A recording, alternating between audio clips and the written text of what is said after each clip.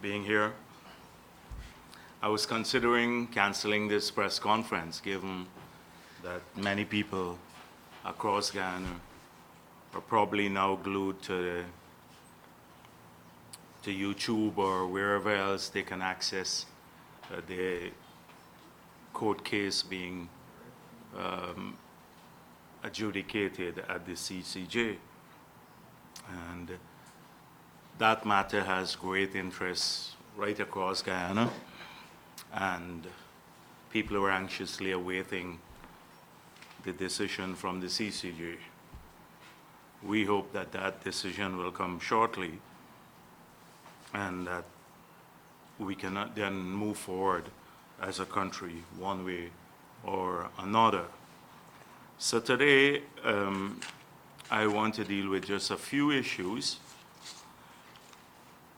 As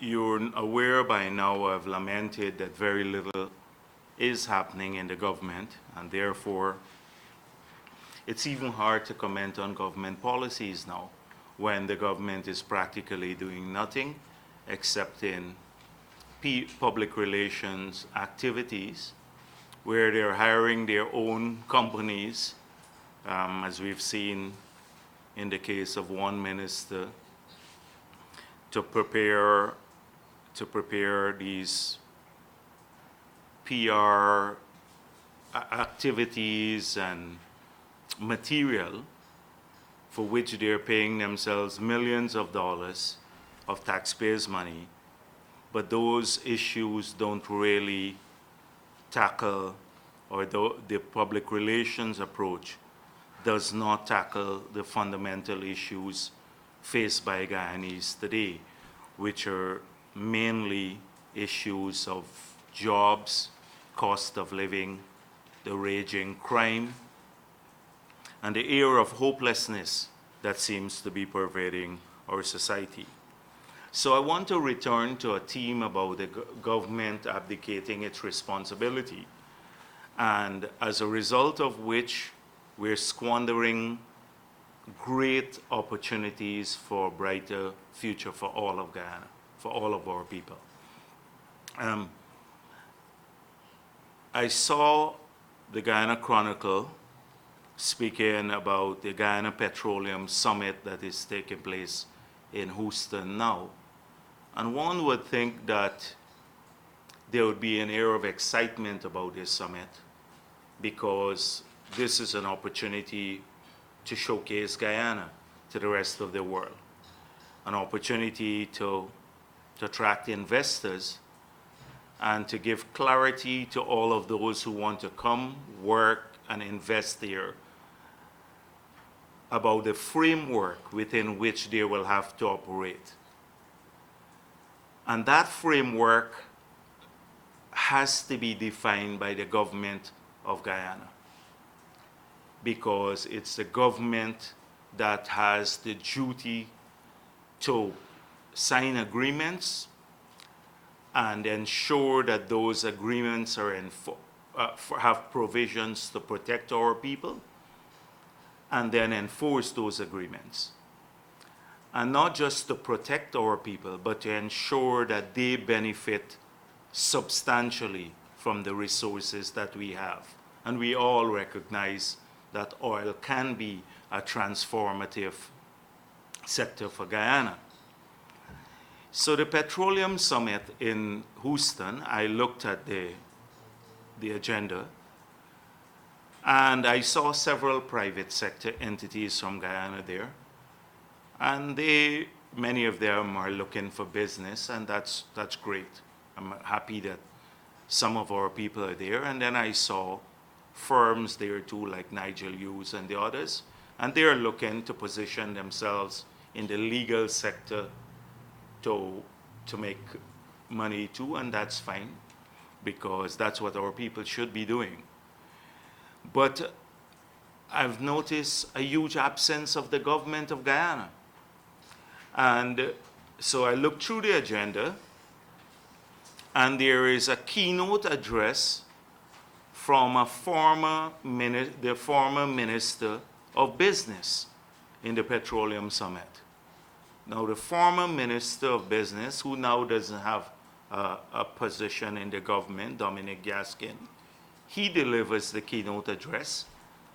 And then in one of the photographs at the summit, I was told and I saw the head of Go Invest there, but he did not have a speaking engagement on the agenda. So I kept wondering, what did our government say to the summit?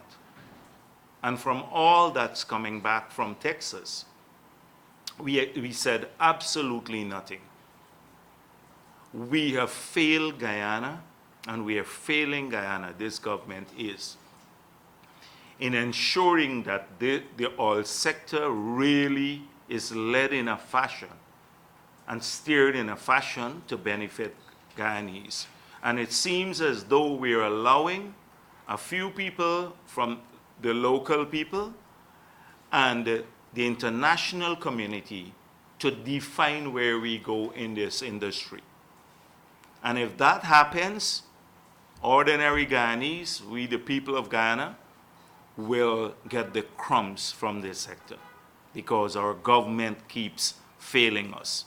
They failed us in the contract negotiation, and they are now failing us on a daily basis when they do not give clarity or define the framework within which everyone will operate in this sector and how our interests will be protected.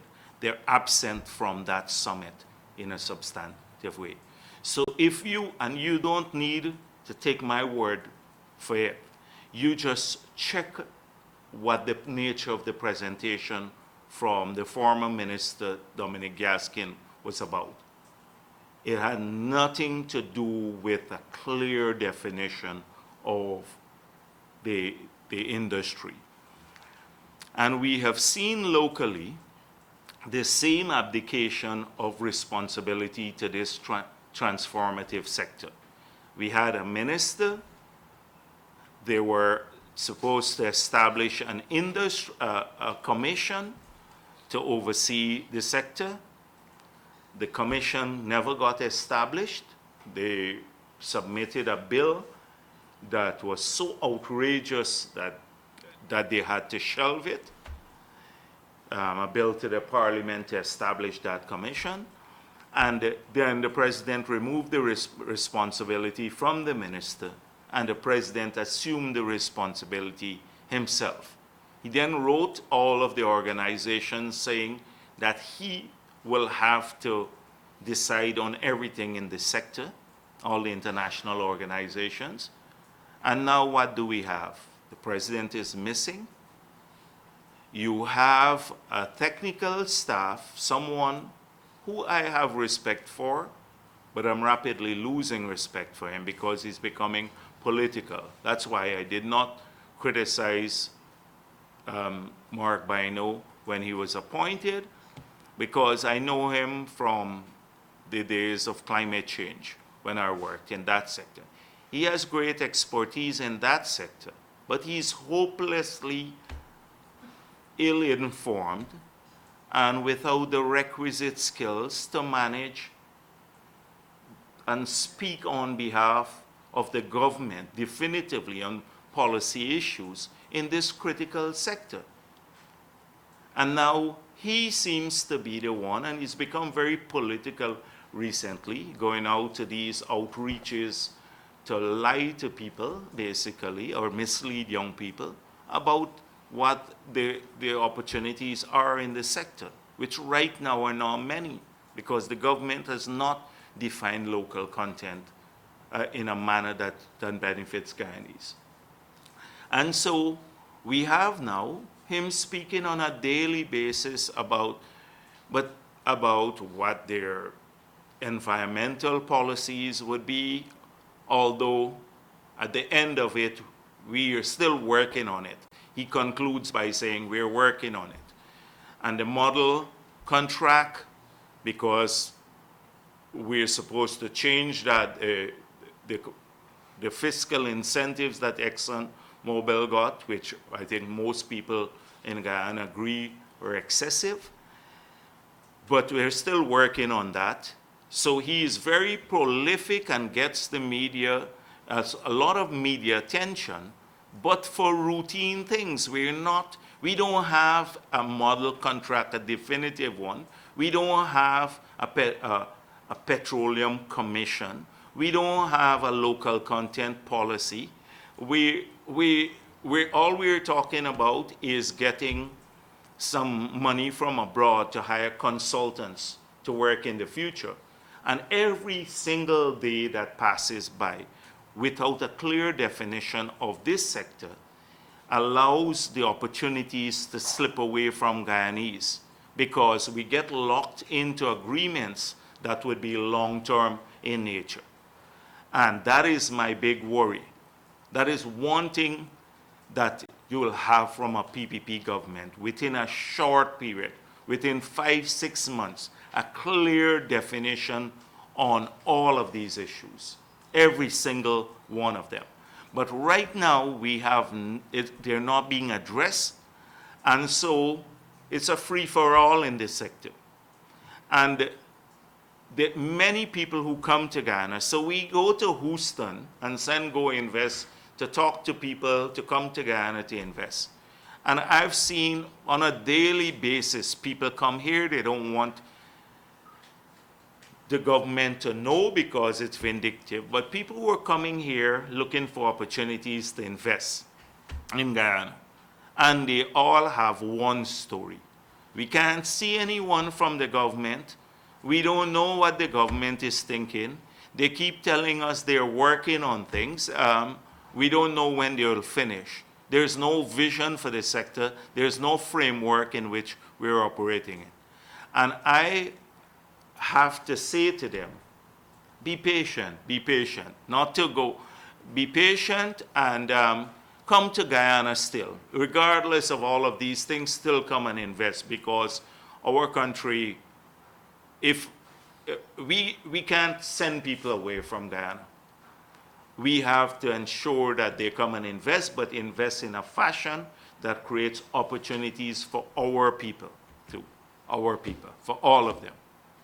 And so we have had a very positive attitude with the investors when they come to talk to me, but then deep down in my heart, I know that we can do better, and many of those people remain unconvinced because they're not going to come and invest unless they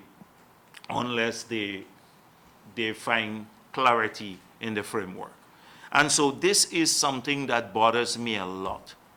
So in spite of all these articles you see emanating from the Department of Energy, we have a consultant now, and a consultant from abroad, and one person who has no expertise in this sector, determining our future in this sector and our policy makers. The entire government has disappeared. And this is bothersome. This is an important thing. And what has happened? So we keep, this missing part in government is also something I'm very concerned about. So now we're not doing anything much, but we keep building the government bureaucracy. So this country now, unlike in the past, we have a president, we have a minister of state, now we have a head of an assistant president. The president said Harman will assist him. So he's assistant president, head of the presidential secretariat. You have a prime minister, 3 vice presidents, and 20-something ministers doing absolutely nothing. The most top-heavy government in the entire region or anywhere in the world, even more than the United States of America. Top-heavy in terms of presidents and vice presidents and prime ministers and everything else. And what do we have? Every day is scandal, and nobody is doing anything to address the concerns of our people. which are jobs, cost of living, and addressing crime and some of these issues. So this is what we have. And it gets bordering and ridiculous. So now we hear that Carl Greenwich will be retained in the ministry as we predicted, and it's not a bad thing.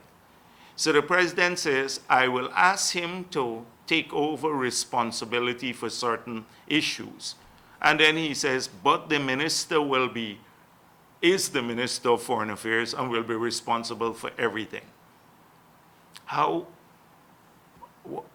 What is it that we're doing?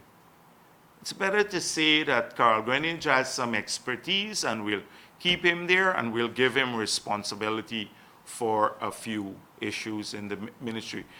We need clarity. We don't have a problem with Carl Greenwich being there, especially at this time, because it's critical on the border issue.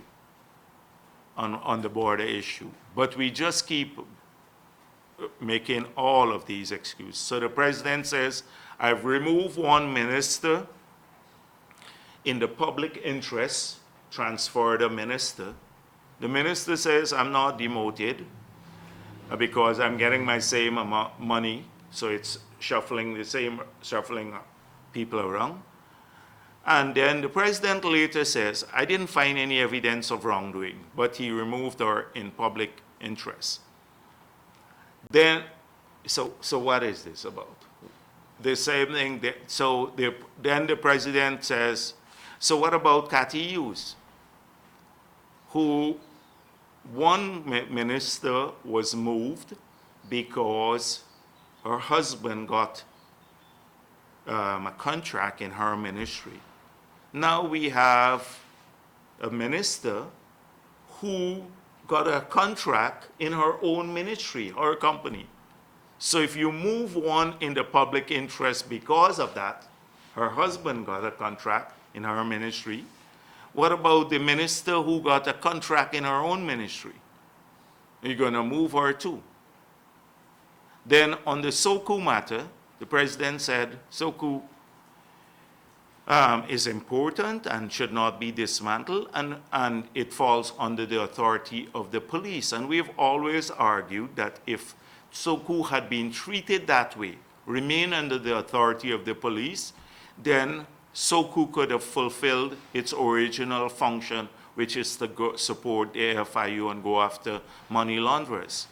But when they started budgeting in the office of the president, the Ministry of the Presidency's budget, resources to give top-up to staff at Soku, they politicized the issue. Because Soku no longer was being remunerated from the police force. They got their core remuneration, but they received top-ups from the Ministry of the Presidency. What were these top-ups for? And why did they have to budget the money in that ministry and not the police force itself? They politicize it, and how Soku has been used. So until now, we're still waiting on Soku for Patterson.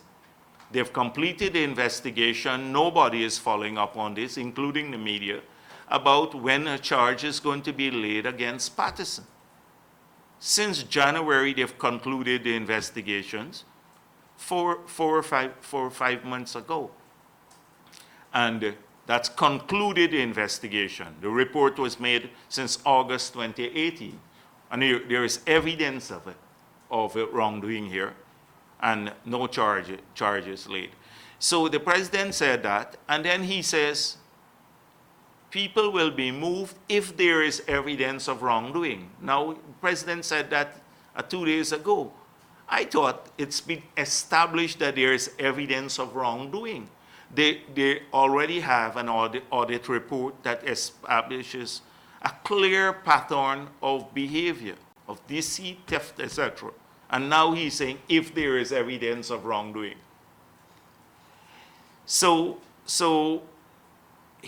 they get caught up in this kind of, it's a vortex of inefficiency, corruption, excuses, and doing nothing, visionless government. It's a vortex. It keeps spinning every single day, and I'm getting tired of it, frankly speaking. It's an effort for me to come to these press conferences, because if they had a policy, a real policy that we could focus on a technical criticism of the policy, then fine.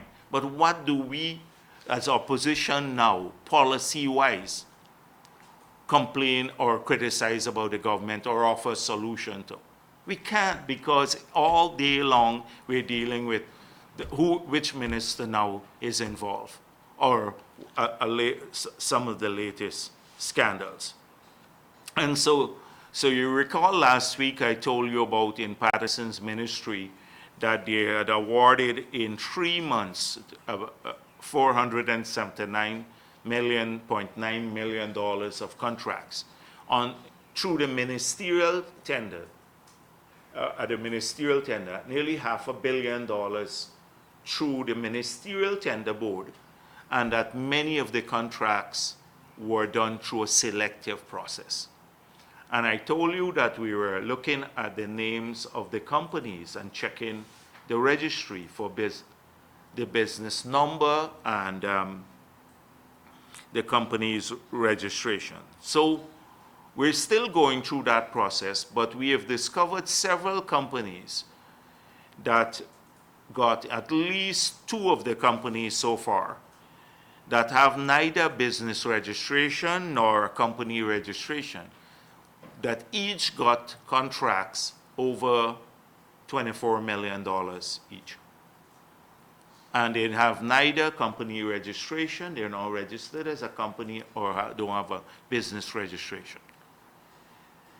And this is happening here. We only have the data from this ministry, but it's happening everywhere else. We gather a lot of these companies are related to people in APNU. They have relatives of many ministers and others, top officials in APNU who've set up a lot of these companies, who don't have to go through the bidding process of getting millions of dollars. So we'll keep working at this. Apparently there is an instruction to spend up all of the money in the budget before the no confidence motion issue is decided. So that is why we saw a front loading, and the ministry practice, many ministries have used up their whole budget for the year because they just give out the contracts. They haven't followed the procedures, normally or public tender, etc. So they gave out hundreds of contracts to friends and families and supporters. I also asked that the newspapers check on the payment from Video Mega. And when were these? Well, all the media houses, that any media house that Video Mega would have placed ads with, to check, to do a verification as to who signed the checks on behalf of Video Mega to those media houses. And I'm sure you will see the minister's signature. And if that is true, and I'm sure you have the evidence of this, this means that the minister would have lied to the public when she said that she gave up day-to-day running of the company since 2050. Because if you're signing checks in 2019 on behalf of the company, then it means you've not given up day-to-day running of the company. And that alone should be cause for removal. But as it seems as though we'll have to go and find the checks. We have a few. And we will have to release these because the media doesn't seem to be interested in this. You want to bet if the PPP was in government, already these checks would be pouring out of the ears of many of the places, etc. Ears and every other orifice. I've noticed also a weird narrative that has crept into some of the newspapers. So I saw this Skytrain news story, and all along they've been exposing what's taking place at the airport. And everyone has major concerns. So suddenly I've seen a shift to blame the PPP once again for the airport, which was supposed to be corrupt. They were supposed to do an audit of the airport at the beginning. And they keep repeating the lies of the minister who said that 30-something% of the money was paid out and only 7% of the work done. And I had to point out about the advance that most people get on contracts, which are covered by a bond. So they seem to be running with those issues now. But so yesterday, was it yesterday's or today's paper, I saw a couple years ago that the contract now that's signed by the PPP didn't have office space, a cargo area, and a commercial center. And that's true. But the contract that we signed was a fixed price contract that had a new terminal building. It has a new apron to accommodate 8 standing aircrafts, at least 8 standing aircrafts, and it had a new runway, at least these 3 aspects. So now we're getting criticized for what's not in the contract rather than what was in the contract that this government has changed, so we now have a rehabilitated terminal rather than a brand new terminal, a massive new terminal. And that they have reduced the size of the apron, and we get criticized for what we didn't put in the contract, but they are not even achieving what we put in the contract, which is not a rehabilitated airport, an entirely new airport, pulling down the entire old building and building a big new terminal with a huge apron for 8 standing aircrafts, with 8 of those air bridges, the passenger loading docks, 8 of those standing, and a new runway. At least those 3 things were in. So why are we not getting what we are paying for? If we got, I can accept the criticism that maybe we didn't put in an office space, some office space for airlines at the airport.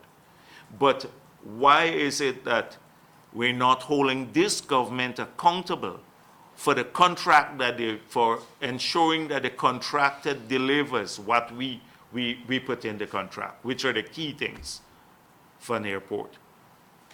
So suddenly it shifted again. The narrative is back to the PPP because we're close to the elections. And if it was a corrupt contract, they could have done like what they did with all the other contracts, do an audit and charge people. So I see that has become an issue. I see also the usual promise. So DPI is spinning again. So the nurses, and I think this was dealt with in the newspapers today. So nurses were told that they will get a salary increase by the end of the year. Every year people get salary increases. But you notice nobody is saying what. And as someone made the point, I think in one of the newspapers today, that's exactly what the teachers were told. And then many of them received their paychecks and realized that they got a 2 percentage point increase on what they had before. 2 percentage point increase over after striking and all of that. And they still did not, the 5 years agreement that they had under the PPP, there was no 5 years agreement concluded with all of those conditions that improve the lives of teachers. So again, somebody is spinning the DPI saying to the nurses, we're election season, like how we had in 2014, 2015, or you'll get massive increases, etc. So you will get an increase. As nurses are told and public servants, you will get an increase before the end of the year. They have to get an increase because that's normal. That's normal. What is special about that? But they're making it look like it is a new promise to address the concerns of the healthcare professionals. They're not addressing the concerns of the healthcare professionals. There are tons of issues that are affecting the healthcare professionals in Guyana, and you can address them creatively. But this government has refused to do that. So Ramjatan is back at it again. And so I see how he had a busy week. He wants to challenge Nagamutu now for the prime ministership. I don't know if Granger promised either of them the prime ministership, but they're busy trying to challenge each other. And someone should ask him, why does he think he'll make a better prime minister than Nagamutu? Because they're both dodos, as far as I'm concerned, useless. So one does nothing, and the other, every time, he is screwing up, and should I say the word screwing up, but I said it already, and a critical sector. He's become a laughing stock. So this minister says it's not so bad. He said he's starting to blame the prostitutes now and whorehouses in Guyana. I shouldn't be saying whorehouses too, but in the newspapers report these things. So he's blaming them. One time he blamed young people, and the 2 a.m. curfew was put in place to prevent crime. You remember when the crime was raging, he said the 2 a.m. curfew will stop crime in Guyana, and it will stop car accidents and everything else. Then they did an amnesty for guns, and people brought in the guns, and guess who, as we predicted?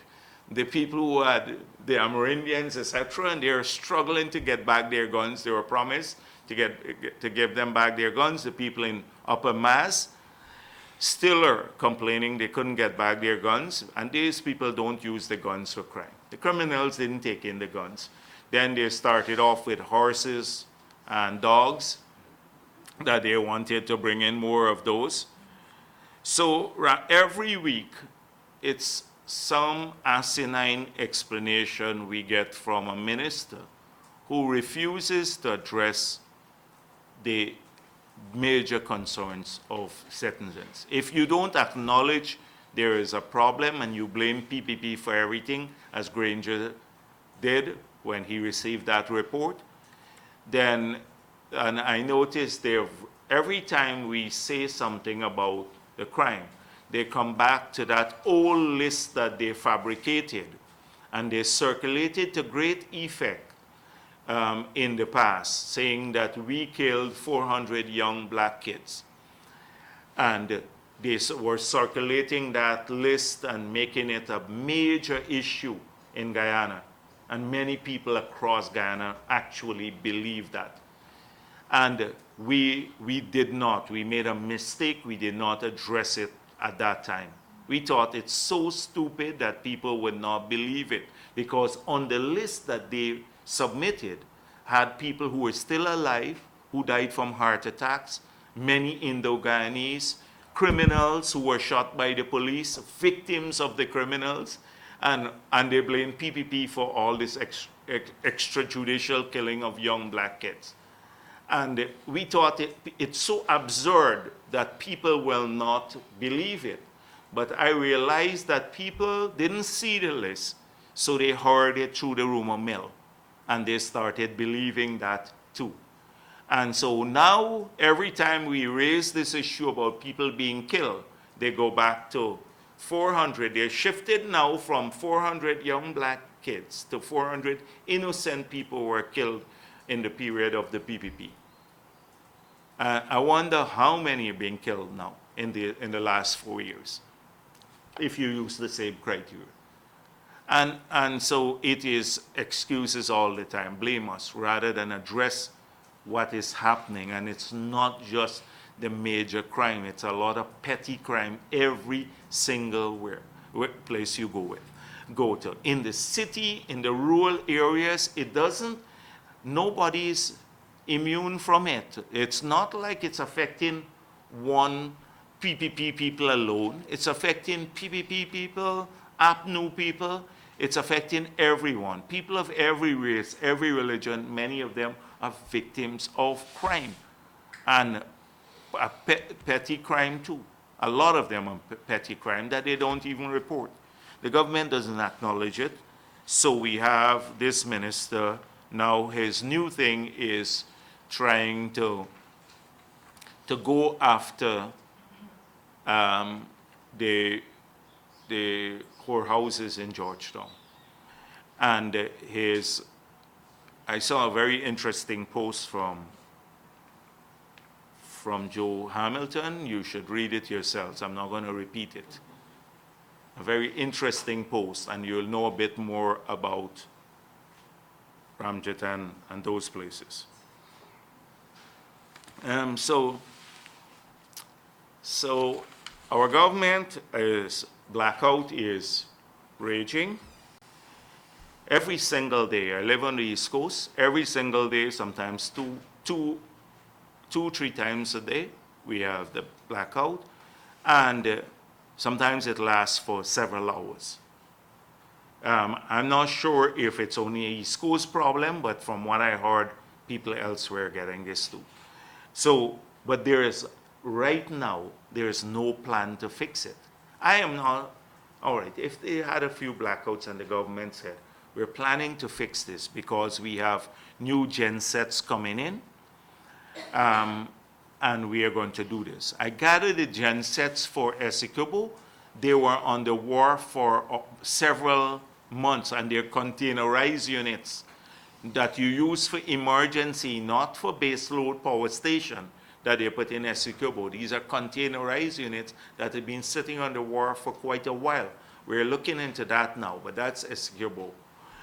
But for the interconnected grid, there is no new power generation facility being put in place.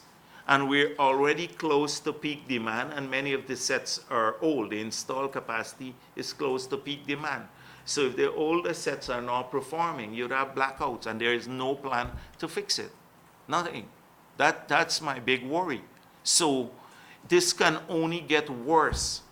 This can only get worse. We're in the 21st century now. We should at least end that, and we should have enough capacity in the system to address this. But this government has failed on every single plan it spoke about.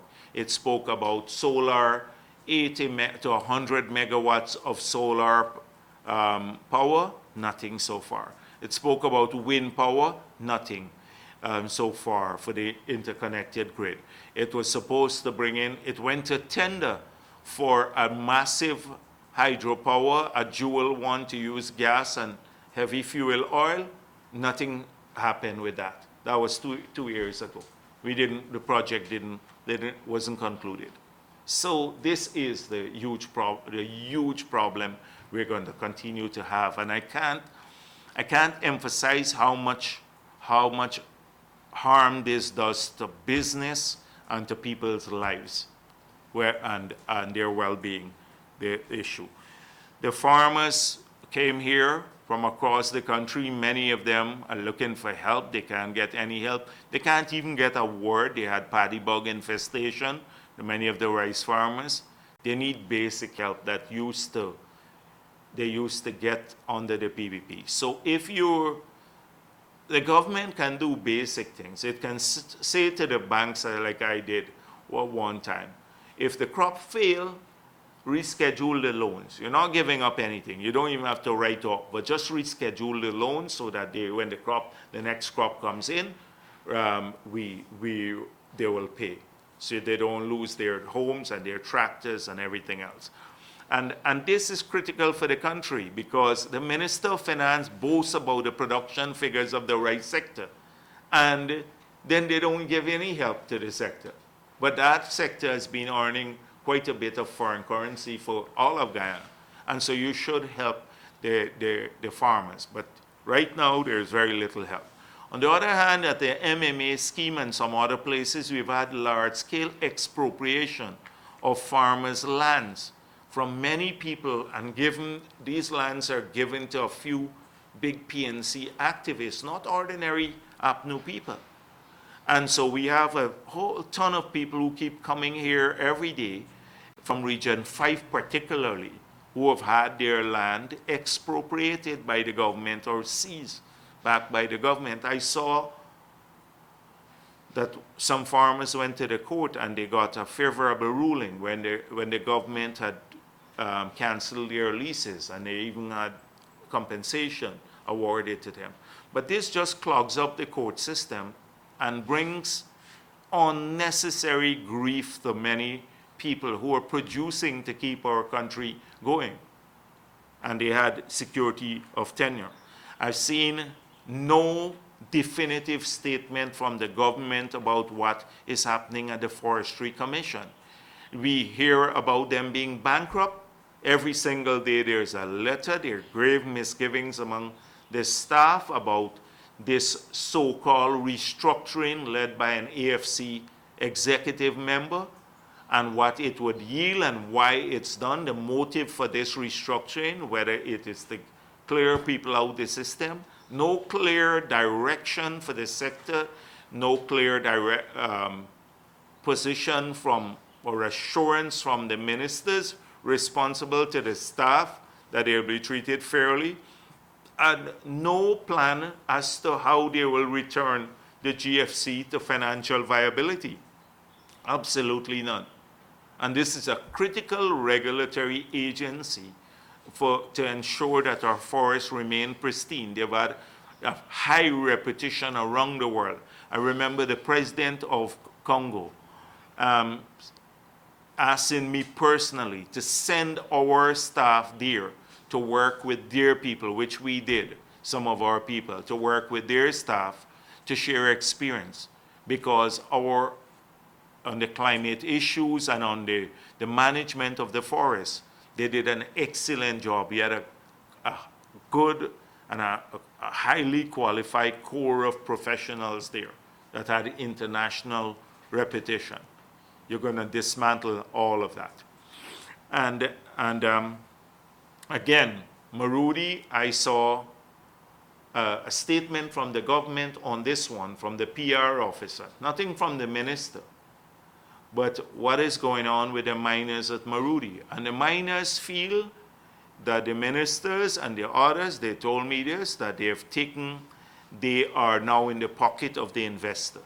And all the assurances that they give them in the pre-2015 period, when they used to fly in on a weekly basis to meet the miners in Marudi Mountain, to say to them, if we win, we will take care of all your concerns. Those assurances now have not been kept, and their pleas have fallen on deaf ears. The head of that group a year ago came to see me, and he said, I was trying to see the minister. I was told to come and see him. After months and months of trying, I waited 2 or 3 days in Georgetown, and they refused to see me, and he had to go back in. And I met him in the Rupunoni again. We have to find a solution to the matter. And you can't blame the staff of the Forestry Commission. This has to be a solution struck by the people who manage the ministry, where the interests of all the parties are protected. That is the investor, but the Amerindian community and these local miners. These are our people too, who are trying to make a living, so that their interests also have to be protected too. And so I'm very concerned about how it's not being addressed. There's so many things. I'm trying to establish a pattern that whilst all of these things are raging here, the ministers are missing. They're on the ground trying to do outreaches and making money from the outreaches. The outreaches have become a money-making venture now because of how they're doing it. And they're not addressing any of these issues, the crime raging, etc. So we're in, like I said, again, a state where we're just drifting at every level.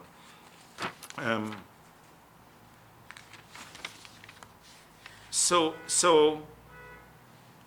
I noticed that Lincoln Lewis has said, because we didn't go to one sitting of the parliament, that the MP shouldn't be paid.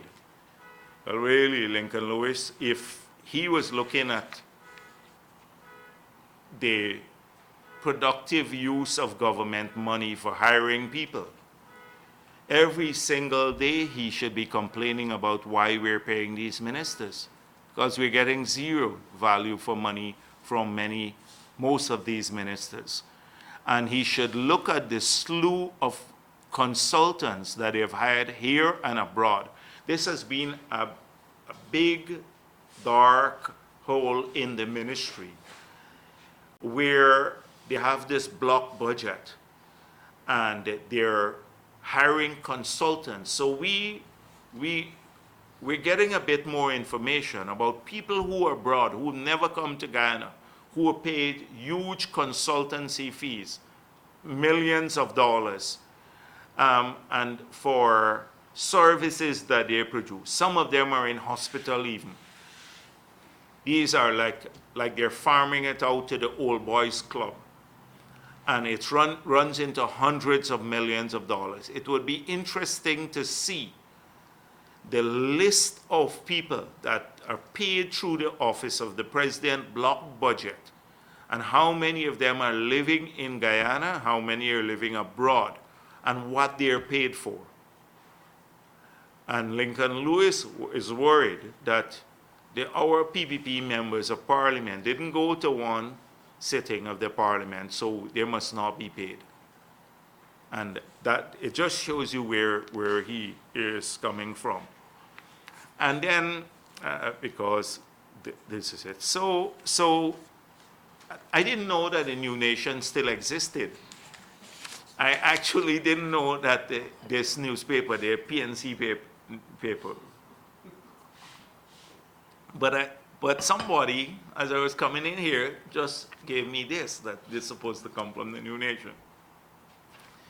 So this one, is there a Jagdeo PPP plan to sabotage development?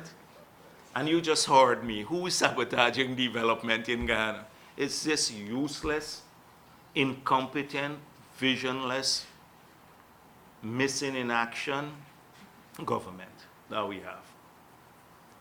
They're sabotaging development. They're not addressing anything of concern to our people. They're worried about us. So guess how we're going to sabotage the development? They said a PPP official who provided this information noted that the intention is to start burning small targets so as to get Guyanese accustomed to these fires. We are burning small targets, and some PPP person told them this. It's a comic thing. So that's the first thing, that we must get Guyanese accustomed to these small fires. All right? Vandalism it is important that the pedestrian overpass bridges on the East Bank have been vandalized. The question is there a link between the vandalization of these infrastructural development projects and the PPP policy of sabotaging development projects? So we vandalize now the bypass that they have. You know why the bypass are falling apart? Because one, the contract was not transparent, and two, there is shoddy work. And I'm sure somebody might have gotten something for the contract. So that is why, and I don't know what vandalization took place there. I don't know, they fetch away the elevator or something like that. Somebody fetch away the, yeah, so PPP, that's our act of sabotaging. We're vandalizing this overpass so that when President Granger passes there, he would see a vandalized overpass and how vindictive the PPP is by vandalizing the overpass there. And the PPP believes, brought to the new nation's attention, that the PPP believes that one of the positives that the people of Guyana like and cherish is that of a clean and green Guyana. In the circumstances, Jagdeo's PPP has resorted, according to the informant from the PPP, to ensure that garbage is thrown all across Guyana, so that the cleanliness that has characterized Guyana in the last 4 years will be brought to an end. So we got a garbage throwing squad out there. And they're fetching garbage and throwing it all across Guyana now. So these are the 3 acts of sabotage that we're throwing garbage all around the place to make the stuff, you know. This is what we have come to as a country. This is the official paper of the PNC.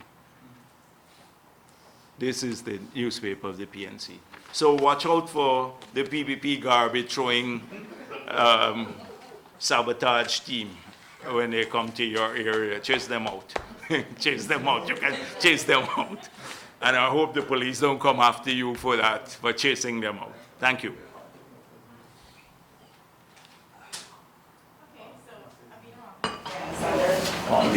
Sir, I have a few questions. Sure. First thing, do you care to share the name of the 2 unregistered companies that have been benefiting over 20 million each? No, not at this stage. We're going to release this information later. Okay. Secondly, you spoke about the top-heavy government and the different presidents, assistant president, vice president. Yeah.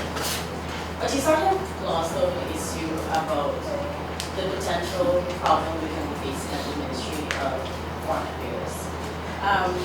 That's why that's why I said I don't have a problem with Carl Greenidge remaining there.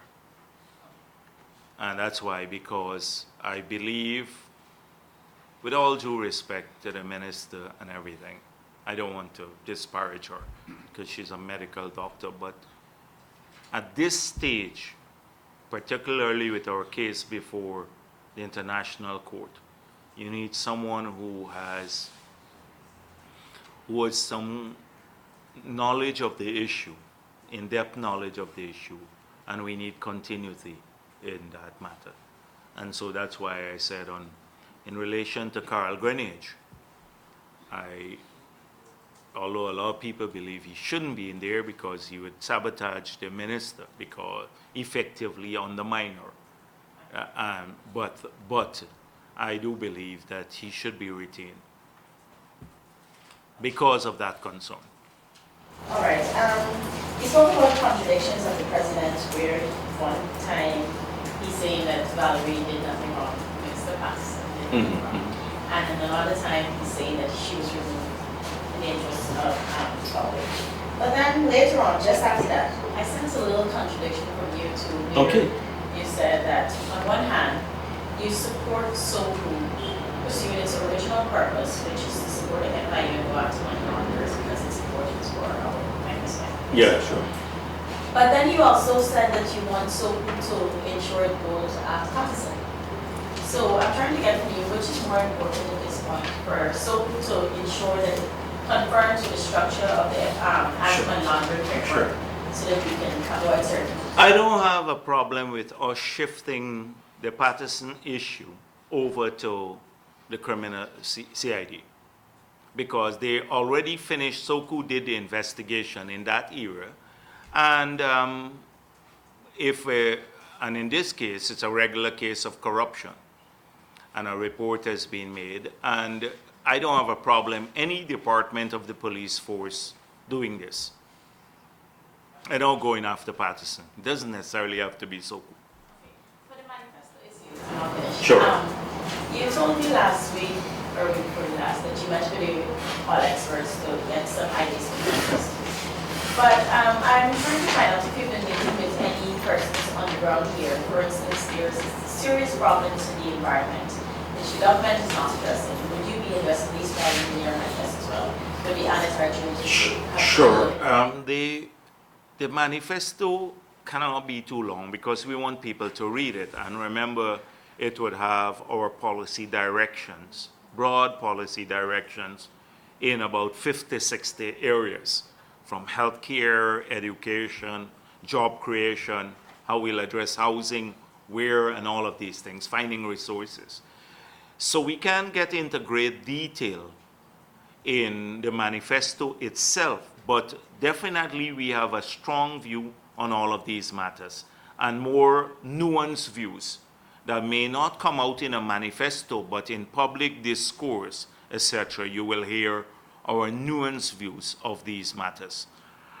So we're gathering a lot of information on all of these sectors and all of these issues so that they can be addressed urgently. The only way Guyana will benefit from, and our people will benefit from oil and gas, is if the government creates the environment for them to do so. And now our government is not. You ask me whether, or tell me whether a kid growing up in Blackbush Polder, or say in South Georgetown or Linden, what does he have now to be excited about with this oil find in the current context of how we have approached it? Why should he be excited, he or she be excited? Because all that they have heard from government is platitude. Oh, we'll get wealthy. No, you're not going to get wealthy by just producing oil. Countries are poor and now that are producing oil for decades and before. So they have not heard anything from the government. Everything they see in the public domain doesn't inspire confidence. In fact, it inspires skepticism because they've seen how the 18 million was addressed, the issue of the 18 million signing bonus. They've heard about how the Exxon contract was addressed. They're hearing this nonsense about we need a consultant to come and tell us whether we have to auction future blocks. When all the president has to say, we will do it because that's the best way going forward now that the basin is de-risked. That's it, the matter is done. You don't need a consultant to come and tell you that. That's one word from the president. Or 3 words. We will do it. 4, that's 4. Right. 4 words. We'll do it. Auction future blocks. And they need a consultant. That sort of thing represents a government that just doesn't understand the impact of the sector. So that sort of thing we have to change quickly. And once we define that framework, and a strong local content policy, and it will be a strong one, our people have to get wealthy too. Our people, our local business, our kids have to grow up, they have to get the best paying jobs from the sector too, not just for foreigners coming here. And you have to define and demand that from the sector. That is what you have to do. Yeah, sure. The comments made by Mr. Lewis showed you how would you defend your MPs being paid by boycotting the national strategy and also your party gets the next week? Oh, we're hoping the CCJ ruling comes before the sitting. If it does, then there is either one way or another. If it is favorable to the government, we'll attend the sitting. If it's not favorable to the government, then we'll not attend the sitting. That's one.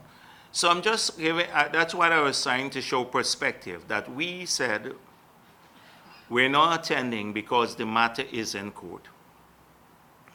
And if the CCJ rules in our favor, what effectively this means is that from the 21st of March, we would have had an illegal government because the Constitution says 3 months from the date of passage, and that would have been upheld at the highest level. So the 3 months would have expired in March. So everything that they have done in Parliament, in this last sitting would be illegal.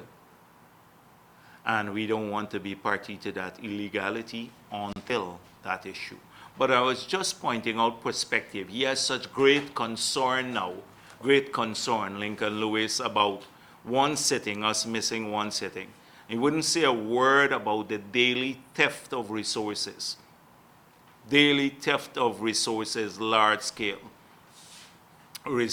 Theft of resources everywhere. And he's concerned with 32 PPP members of parliament missing a sitting. I'm not missing a sitting, not getting paid. By the way, I don't get paid too as opposition leader. So I don't get any, huh? Yes, no, I get my pension, but I'm not getting paid as opposition leader. That's free service. No, not because of my pension. My pension is my pension. Everybody gets, every former president, and this is another issue, every former president gets a pension and some conditions of service. I don't get more than Samuel Hines or Ramatar. I get the same thing. But I function in a constitutional post and I don't receive the salary for that. Because that decision I took. The decision I took, that not to take it because, but I'm not getting anything more because they used to sell that as Jagdeo took a pension for himself, that as though I was the only one going to get this pension. But Samuel Hines gets it, although he served 7 months, and Ramatar, what, 3 years, 4 years? 3 years. We get the same pension. And by the way, I need to put to rest too, I don't have a dog. I don't have an air-conditioned dog kennel, because that was big in the newspapers in 2015, Jagdeo getting all these conditions, and the government has to pay for his dog kennel being air-conditioned at Pradoville and all of that. I don't have a dog. So I never had a dog, and I don't have a kennel. So I just wanted to address that issue too. Before that still surfaces sometimes about what kind of dog you got and stuff like that. I never had a dog. Hi, short news.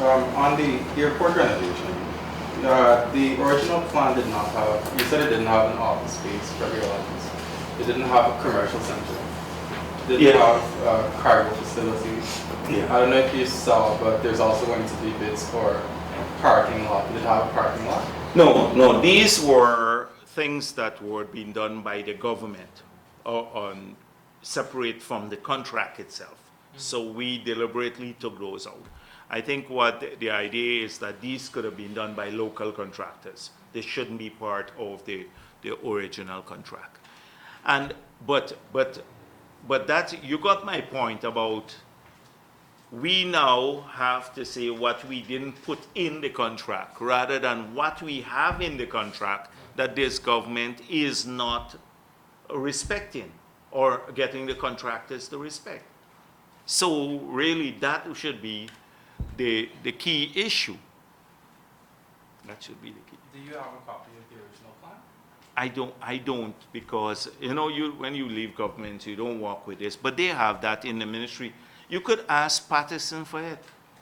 Ask Patterson. I'm not sure he'll give you. Okay. Ask him what was the square footage of the new terminal and what is the square footage now, excluding the part where they're rehabilitating. So, did the government take these things out of the plan, or is it that the designers, the Chinese, took it out? No, let me explain. When you have a fixed price contract, they're variable price contracts. So, for example, if I'm bidding for a road to the government and I'm bidding on a fixed price, the government puts out a tender for a fixed price contract. It means under any circumstances, probably maybe with the exception of an act of God or something like that. But I cannot come back to ask for variations. I'm taking all the risks as the contractor. So when I put in a bid, if, for example, asphalt is $5 per ton now. I anticipate it will go up to $6 per ton. Often they build that anticipated change in prices in their contract. So fixed price contracts tend to be a bit higher, but they insulate the government from future risk of any change. So if you have a variable price contract, if the price of asphalt goes up or something like that, then you can make a claim for more money. That's the difference between the fixed price and the variable price. So government pays slightly more, but it is relief of the risk of anything, change in material prices, etc. We had a fixed price contract there, design and build. It's design and build. So the government approved the design, and the design was for a runway and a new terminal building and this big airport. Those are the main features. There are lots of things about air conditioning, sewage and stuff. I'm just dealing with the main things. So the Chinese contractors then came back and said there are issues with the runway, the geotechnical survey was they had some problems, and they had to shift from one end. The whole extension would have come to one end. That is why even those people who were there in the original, we would have had to remove them in Timeri if you had gone with the original design, because the runway would have gone in only one direction, that is away from the river. But because they changed now to start, they move part of the expansion of the runway closer to the river, then those people there who were squatting in the area, there is no urgency to remove them. So that was an issue there, because people always were concerned about that. But to get back to the main, what I'm explaining. So they then make claims. The contractors have been making claims for escalation. And we're saying, no, you signed a fixed price contract with us. So the claims were there under the PPP up to 2015, and we said, no, we're not approving any claim for more. At what point were these things taken out? So that is what I'm saying. So in 2015, the claims, when they came into office, the contractor had already put on the table over 30 million of claims for additional money, right? And we said, no, it is a design-build contract, fixed price contract. You have to build according to the original specification for that price. This government came in, and then suddenly, in a fixed price contract, we see the change in the specification. So we are paying the same sum, but we are getting a smaller airport, a rehabilitated airport. I don't know if it's clear. So that is when all the changes took place in the post-2015 period. There was no change to the airport design. That is a new terminal building, a new runway, and an apron with 8 standing bridges under the PPP. Let me make it clear. These things were left out initially. No. They were part of, these 3 were part of the contract, the 3 things. So that change, leave out the cargo area and stuff. I'm talking about 3 major components: a longer runway to accommodate bigger aircraft, a new terminal building, and a new apron. So where the apron is where the aircrafts are parked, the parking apron for the aircraft. I'm talking about the commercial center. Oh, no, yes, but that was not part of the contract, the fixed price contract. My point is the fixed price contract now that had these 3 elements, suddenly now we're getting a smaller parking area and a smaller terminal building and a rehabilitated terminal building. So I'm saying you're asking us for what we deliberately left out the contract, and you're not holding this government responsible for what was in the contract. We've been carrying stories. Yeah, but no, I'm maybe a bit unfair. I'm a bit unfair to you, but I just wanted that clarity. Maybe I'm a bit unfair because, as I said before, it was Kaichor News that really been exposing some of the shoddy work at the airport too. Has the opposition been assisting the government with its preparation for First Oil in any way? I see you said you and Robson have met with foreign practitioners that have academic edge in the oil industry. No, on that I was explaining, I think, to Abina, that is the last press conference, that was part of our preparation for the future, that we are listening to a lot of people. And so we want to hear about people from academia, who have practitioners, etc., as part of our preparation. We have to get our learning curve up steeply. And so we think we now have clear positions on how to address the critical issues, the sectors I talk about, local content, the structure. So when you hear me say that the principles that we've outlined, we now need to flesh in these principles, flesh out the principles in a manner that is beneficial to local people. So local content policy. We have been having a lot of discussion about how this has been approached in many countries in the world where locals can actually benefit. A young professional, a student from university, someone can have a better outlook on life and get an opportunity in the sector. That's what we've been doing. But it's not with government. The government, I don't know if they even need assistance or they're seeking their own advice. I'm not even sure if you ask any minister about what the energy department, the Department of Energy is saying, whether they would know. I'm not sure. You should try it. I see the president had a press conference, or he didn't have a press conference? Oh, that might have been like one of his like swearing in and stuff. So he doesn't do press conferences. So you can't ask him. You can't even ask him. You can't ask any of them. Ramjatan is just busy talking rather than oil opportunities. He wants to deport people who come here to work. And you know what? He's playing on the woman sentiment, how these people are coming here and breaking up families and stuff like that. Now, I agree with all of that. But really, you should be keeping people safe in your home. So they're coming here and... So, Mr. Jagdeo, you support the... Listen, my thing is that I believe governments should do a number of things. One, governments must respect people's privacy. That they must work every single day to enhance people's rights, especially freedom to choose.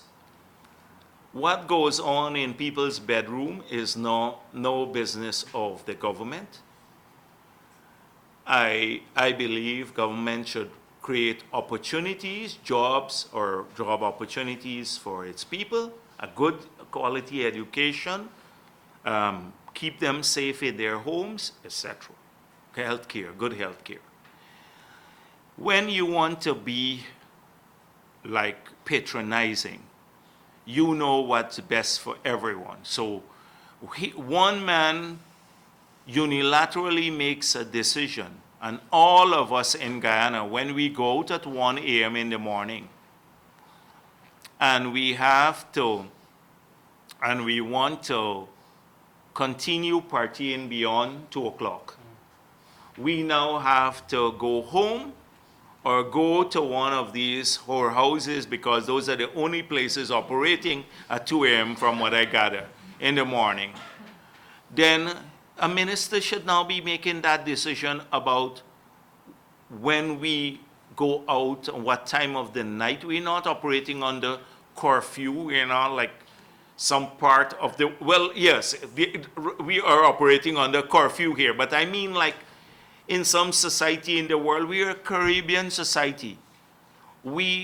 Our people have some freedom. It's something that's innate in us. We should be, we leave that to whenever you want to party all night, that's your business. That's your business. That nothing to do with the government. What music you listen to, which clubs you go to, which party you go to, all of that. That's your, once you don't break the law. So anything that is unlawful, I can't be opposed to him doing that. But the 2 a.m. thing, we have relaxed that for ages. But prostitution is unlawful. Yes, so that's why I can't formally come out here and say the minister must not do what is condone unlawfulness. That is why I formally, but I said the priorities of government. It's not that I can come and endorse any unlawful act, but the priorities of government must be on the things that I mentioned before. When people start doing those little things, you realize they're losing it. They can't focus on the main issues of their portfolio. They're not getting success. They're all these little things. And how duplicitous it is too. How duplicitous. And I would urge you to check the Joseph Harmon post. I'm not Harmon, Hamilton post. Thank you very much.